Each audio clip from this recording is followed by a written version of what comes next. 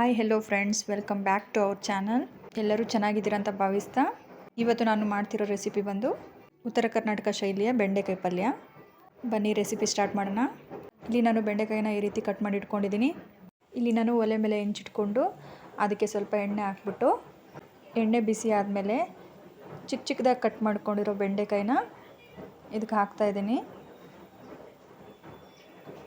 ಇಲ್ಲಿ ನಾನು ಬೆಂಡೆಕಾಯಿನ ಹಸಿ ವಾಸನೆ ಹೋಗೋವರೆಗೂ ಚೆನ್ನಾಗಿ ಹುರ್ಕೊತಾ ಇದ್ದೀನಿ. ನೋಡಿ ಫ್ರೆಂಡ್ಸ್, ಇದನ್ನು ನಾನು ಈ ರೀತಿ ಹುರ್ಕೊಂಡಿದ್ದೀನಿ.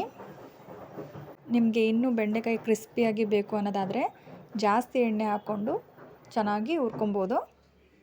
ನಾನು ಮೀಡಿಯಮ್ ರೋಸ್ಟ್ ಮಾಡ್ಕೊಂಡಿದ್ದೀನಿ. ಇದೆಲ್ಲ ಹುರಿದಾದ್ಮೇಲೆ ನಂತರ ನಾನಿಲ್ಲಿ ಮಿಕ್ಸಿ ಜಾರಲ್ಲಿ 2 ಹಸಿಮೆಣ್ಸಿನ್ಕಾಯಿ ಹಾಕ್ತಾಯಿದ್ದೀನಿ. ನಾನಿಲ್ಲಿ ಹುರ್ಗಡ್ಲೆ ತೊಗೊತಾ ಇದ್ದೀನಿ. ಇದನ್ನು ಪೌಡ್ರ್ ಮಾಡ್ಕೊತಾ ಇದ್ದೀನಿ. ನೋಡಿ, ಈ ರೀತಿ ಪೌಡ್ರ್ ಮಾಡ್ಕೊಂಡಿದ್ದೀನಿ ನಾನು. ಇಲ್ಲಿ ನಾನು 2 ಹಸಿಮೆಣ್ಸಿನ್ಕಾಯಿನ ತೊಗೊಂಡಿದ್ದೀನಿ. ನಂತರ 8ರಿಂದ 10 ಎಸಳಷ್ಟು ಬೆಳ್ಳುಳ್ಳಿ ತೊಗೊಂಡಿದ್ದೀನಿ. ಅದನ್ನು ಕೂಡ ಮಿಕ್ಸಿ ಜಾರ್ಗೆ ಹಾಕ್ಕೊತಾ ಇದ್ದೀನಿ.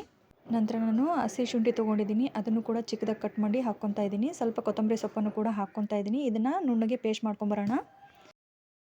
ನಂತರ ನಾನು ಒಲೆ ಮೇಲೆ ಪಾತ್ರೆ ಬಿಸಿಗಿಟ್ಟು ಅದಕ್ಕೆ 1ರಿಂದ 2 ಟೀ ಸ್ಪೂನ್ ಆಗುವಷ್ಟು ಎಣ್ಣೆ ಹಾಕಿ ಅರ್ಧ ಟೀ ಸ್ಪೂನಷ್ಟು ಸಾಸಿವೆ ಹಾಕ್ತಾಯಿದ್ದೀನಿ. ಅರ್ಧ ಟೀ ಸ್ಪೂನಷ್ಟು ಜೀರಿಗೆ ಹಾಕ್ತಾಯಿದ್ದೀನಿ. ನಂತರ ಕರಿಬೇವನ್ನು ಕೂಡ ಹಾಕ್ತಾಯಿದ್ದೀನಿ. ಇಲ್ಲಿ ನಾನು ಈರುಳ್ಳಿನ ಚಿಕ್ಕದಾಗಿ ಕಟ್ ಮಾಡಿ ಇಟ್ಕೊಂಡಿದ್ದೀನಿ. ಅದನ್ನು ಕೂಡ ಇದಕ್ಕೆ ಹಾಕ್ಕೊಂಬಿಟ್ಟು ಸ್ವಲ್ಪ ಇದನ್ನು ಹುರಿತಾ ಇದ್ದೀನಿ. ಈರುಳ್ಳಿ ಎಲ್ಲ ಹಸಿ ವಾಸನೆ ಹೋಗೋವರೆಗೂ ಇದನ್ನು ಹುರ್ಕೊಳ್ಳೋಣ.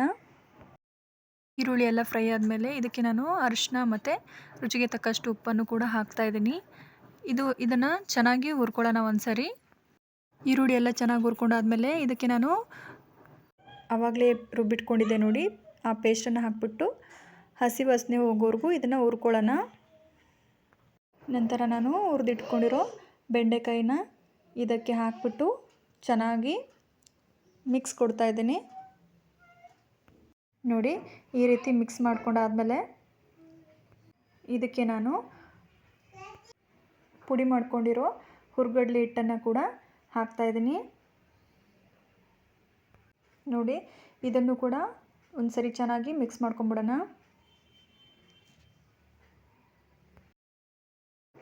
ನೋಡಿ, ನಮ್ಮ ಉತ್ತರ ಕರ್ನಾಟಕ ಶೈಲಿಯ ಬೆಂಡೆಕಾಯಿ ಪಲ್ಯ ರೆಡಿ ಆಯಿತು. ಇದನ್ನು ಮರಿದೇನೆ ಮನೇಲಿ ಒಂದ್ಸರಿ ಟ್ರೈ ಮಾಡಿ ಟೇಸ್ಟ್ ಹೇಗಿತ್ತು ಅಂತ ಕಮೆಂಟ್ ಬಾಕ್ಸಲ್ಲಿ ಕಮೆಂಟ್ ಮಾಡಿ. ಸಬ್ಸ್ಕ್ರೈಬ್ ಮಾಡ್ಕೊಳ್ಳೋದನ್ನು ಮರಿಬೇಡಿ ನಮ್ಮ ಚಾನಲ್ಗೆ. Thank you for watching my channel.